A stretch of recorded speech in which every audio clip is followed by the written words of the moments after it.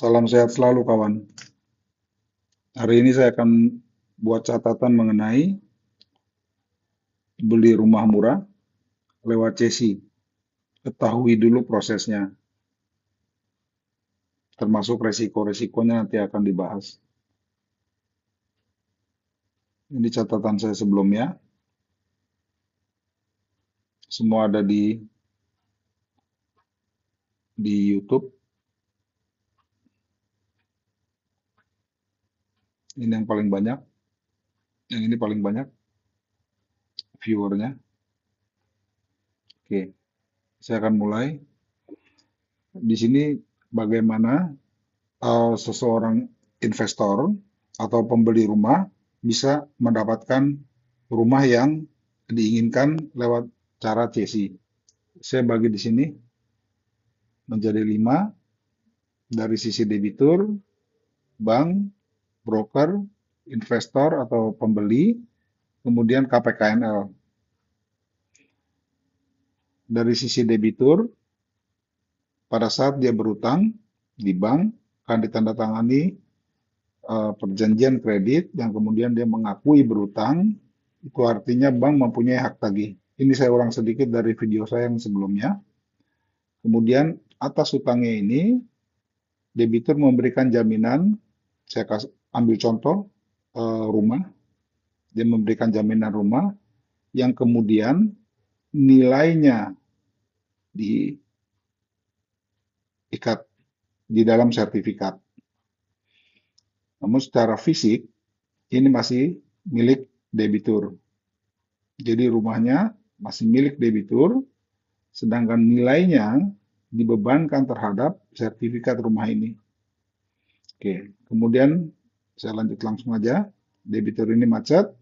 Setelah macet, biasanya untuk penyelesaiannya, bank mempunyai beberapa cara seperti restruktur, lelang, AIDA, PKPU, pilot. Salah satunya adalah CESI. CESI adalah hak tagih yang dialihkan ke orang lain. Biasanya bank untuk menjual CESI ini, bank akan memberikan daftar NPL, daftar kredit bermasalah, ke broker. Setelah diberikan ke broker, kemudian broker ini akan menyebarkan data ini ke beberapa investor atau calon-calon pembeli, yang kemudian investor ini memilih rumah mana yang mau dibeli. Di sini saya kasih contoh, misalkan ada satu rumah yang harga market value-nya, market value itu 2,5 miliar, yang kemudian biasanya disebutkan oleh broker itu dengan harga, misalkan Anda dapat memiliki rumah itu seharga 1 miliar. Setelah investor atau pembeli ini memilih rumah, dia akan memberitahu ke brokernya, kemudian broker akan membuat penawaran ke bank. Bila terjadi kesepakatan, misalkan CESI-nya sebesar 1 miliar, kemudian bank dan broker akan, setelah sepakat, akan tanda tangan akta CESI. Tanda tangan akta CESI di sini dilakukan antara bank dengan broker atau investornya, si pembeli. Biasanya pembeli atau investor itu menyerahkan ke broker untuk melanjutkan prosesnya sehingga CESI-nya ini diatasnamakan broker. Kemudian setelah tanda tangan akta CESI ini, maka timbul yang namanya cesor, penerima hak tagih atau kreditur baru. Dari cesor ini, untuk memiliki rumah, ada 2 opsi.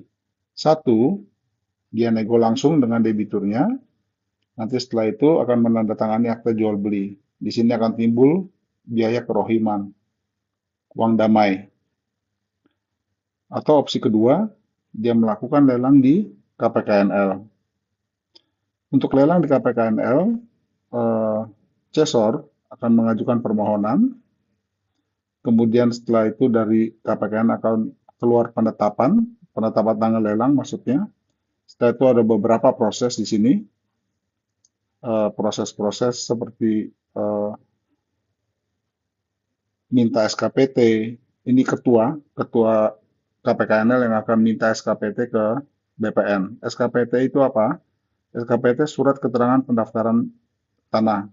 Jadi maksudnya BPN, KPKNL akan mengecek terlebih dahulu apakah ada sengketa atau blokir atau catatan-catatan lain yang membuat tanah itu atau rumah ada sengketanya.